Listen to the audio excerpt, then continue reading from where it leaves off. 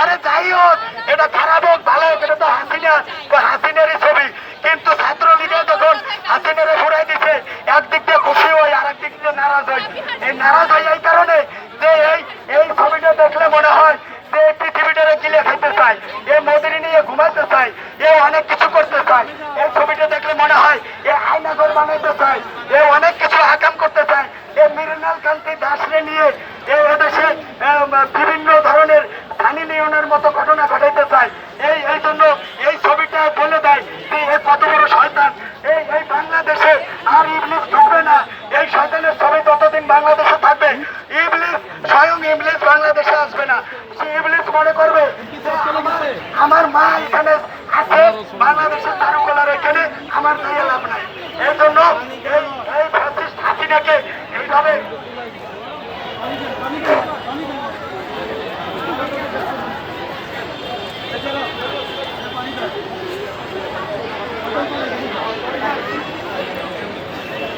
শুধু দর্শক, আমরা দেখতে পাচ্ছি ফ্যাসিস্ট সেই নায়িকা, সেই প্রধানমন্ত্রী একসময় বাংলাদেশের মানুষকে যেভাবে সে আয়না ঘরে রেখেছিল, যেভাবে তাদের বুকে তার প্রশাসন দিয়ে গুলি করে হত্যা করেছিল, সেই ফ্যাসিস্ট শেখ হাসিনার তারা এইভাবে তার বড় একটি আকারের, দৈত্য আকারের এবং তার যে বিকৃতি চেহারা, সেটার আজকে বহিঃপ্রকাশ ঘটিয়েছে এবং সেটাই আমরা দেখতে পাচ্ছি। যদিও রাত্রে তাদের মূল এটি পুড়িয়ে দেওয়া হয়েছিল, তার আরেকটি এই ধরনের ছিল এরকম প্রতিচ্ছবি, সেটিকে পুড়িয়ে দেওয়ার পরে পরবর্তীতে রাত্রে আবার এটা জরুরি ভিত্তিতে করে এবং সেটি দেখা যাচ্ছে বিভৎস একটি চেহারা।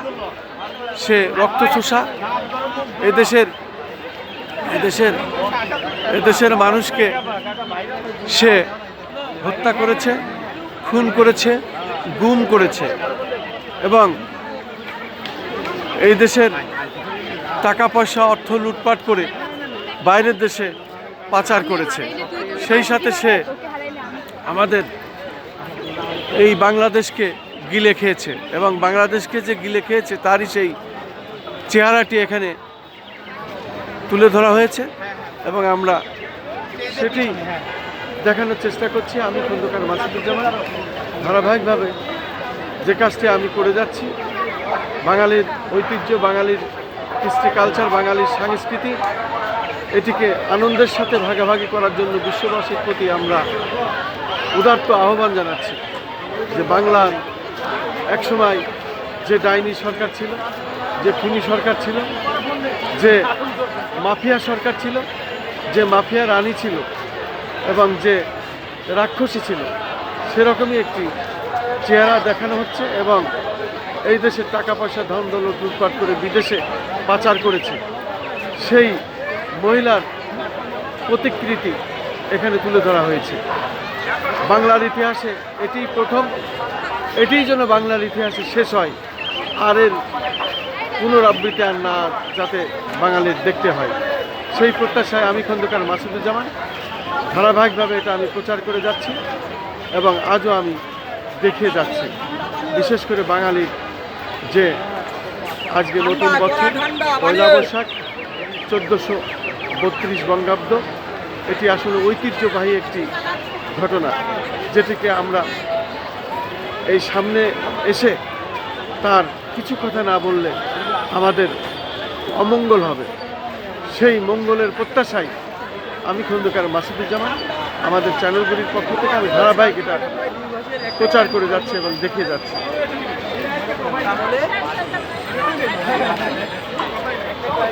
দেখুন বিশ্ববাসী, আজকে একজন স্বৈরাচারী খুনির চিত্র কেমন, ঠিক যেমনটি হওয়ার দরকার তেমনটি হয়েছে।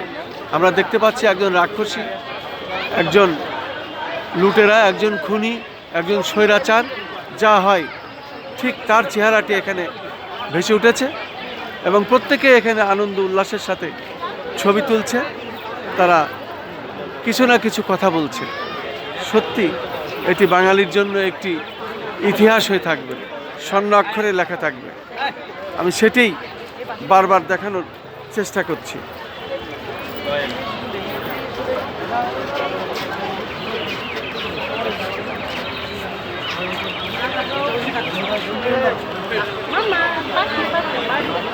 আর শুভ নববর্ষ মিয়া ওই যে শেখ হাসিনার আপনার ওই যে বানাইছে যে কি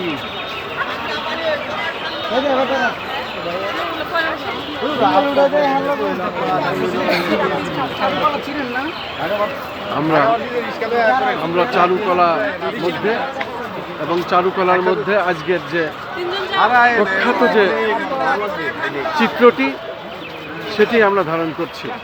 আজকে এই ফ্যাসিস্ট শেখ হাসিনা, এই খুনি শেখ হাসিনা, এই স্বৈরাচার শেখ হাসিনা, এই লুটেরাদের শেখ হাসিনা যা করেছে তার চেহারা কেমন হওয়া দরকার সেটি বিশ্ববাসীর প্রতি আজকে বাঙালির ঐতিহ্য, বাঙালির সংস্কৃতি, বাঙালির নতুন বছর 1432 খ্রিস্টাব্দ সেটি তুলে ধরেছে বিশ্ববাসীর সামনে। এবং এই আনন্দ ভাগাভাগি করার জন্য চারুকলা এটা করেছে। চারুকলার মধ্যে থেকে আমি খন্দকার মাসুদুজ্জামান এটি প্রচার করে যাচ্ছি, দেখে যাচ্ছি। এখান থেকে একটা ছবি তুলতে হবে।